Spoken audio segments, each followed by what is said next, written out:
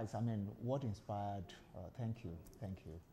What inspired us to be able to put up this kind of conference, which we call Exponential Conference, is that we realize that the most important contribution that a church will make in the community is not just the church auditorium or the hospitals that we build or the schools that we start. It is how we affect the mind of the people, especially people who already feedback or expectations from participants going forward? Yeah, the theme of this year was inspired from the point of view of the fact that we are in the midst of a revival as the Christian community in Africa. And one word that we use for revival is fire. Say, let your fire fall. When the fire of God falls, what happens? The passion, just comes into our heart to seek Him, to love Him, to do His will, and to be surrendered. And what we're saying at this year's conference is that we need to trust God to give us the wisdom to make that fire an intelligent fire. Fire can refine, and fire can purify, fire can bring direction, fire can ignite passion. That's intelligent fire, purposeful fire. But fire can also be destructive or meaningless. Yeah, where you're just wondering why all this level of destruction, or why fire can, just like we have fireworks, for instance. Fire can be exciting, and it just goes and there's nothing to show for it. It just burns off and it goes. We see a lot of that during Christmas and during special celebrations. Yeah, we just use the fire to commemorate something. It goes blah blah blah blah and it goes off. But when it's intelligent fire, it is consuming what we don't want and igniting what we want.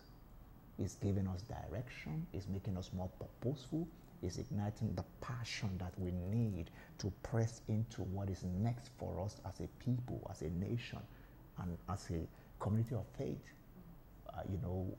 That's what intelligent fire is all about. It's not purposeless, it's not just fleeting, it is sustainable, it is directional, it is not just exciting, it is, it ignites something on our inside that creates a new trend, a new pursuit, and all that.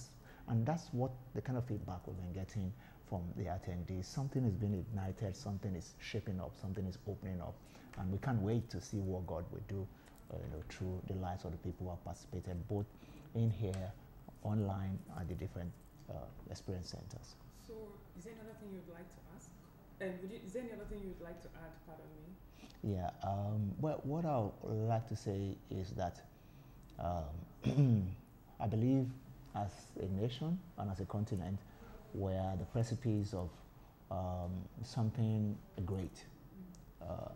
There is a monumental shift that is about to happen. We've been waiting for it for a long time, where Nigeria and Africa as a whole will start to take our place, the rightful place, not the figurative place of giant of Africa, real giant. You get what I'm saying?